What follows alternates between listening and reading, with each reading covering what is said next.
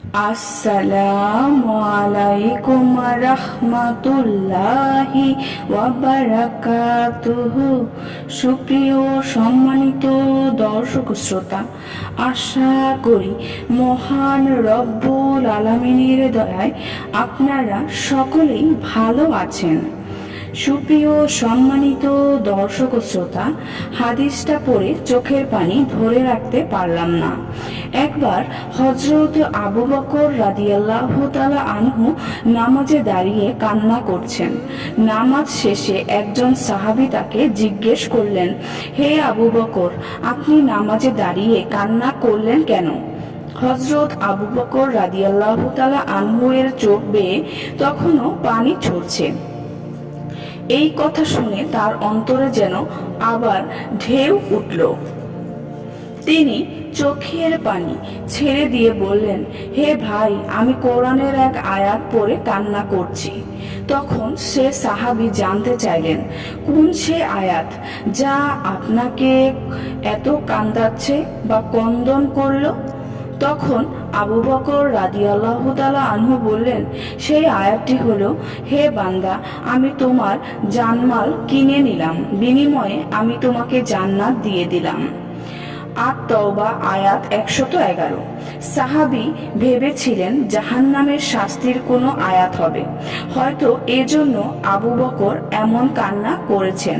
কিন্তু এই আয়াত শুনে সাহাবী একটু অবাক হলেন এবং আবু বকর রাদিয়াল্লাহু তাআলা আনহুকে জিজ্ঞেস করে বললেন, হে আবু বকর, এত খুশির খবর! আল্লাহ আমাদের জানমালের বিনিময়ে আমাদের জান্নাত দান করবেন, এখানে কান্নার কি আছে? তখন হযরত আবু বকর রাদিয়াল্লাহু তাআলা আনহু সেই সাহাবীকে বললেন, হে প্রিয় ভাই, আমার আজকের আগে হলে আমিও এই আয়াত পড়ে খুশি হতাম, কিন্তু আজ এমন একটি ঘটনা ঘটেছে যার ফলে আমি কান্না করতে বাধ্য হয়েছি।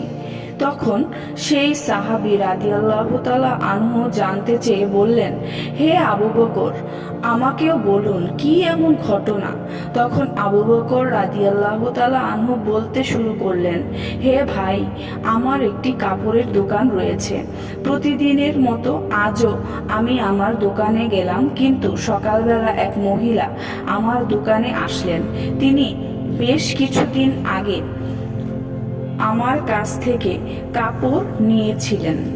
আজ এসে বললেন, আবু বকর, আপনার দোকান থেকে বহু আগে কাপড় নিয়েছিলাম, আজ ফেরত দিয়ে আমার টাকা ফেরত নিতে এলাম।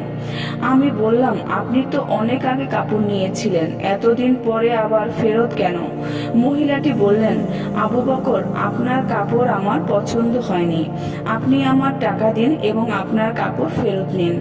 এই আয়াত পড়ে আমি এই চিন্তা করে কান্না করছি, যদি হাসরের ময়দানে আল্লাহ আমাকে বলে ফেলেন, হে আবু বকর, তোমার জানমাল ফেরত নাও এবং এর বিনিময়ে যে জান্নাত দিয়েছিলাম তা ফেরত দাও, কেননা তোমার নামাজ, তোমার কুরবানি, তোমার রোজা, তোমার জিহাদ, তোমার জিকির আমার পছন্দ হয়নি।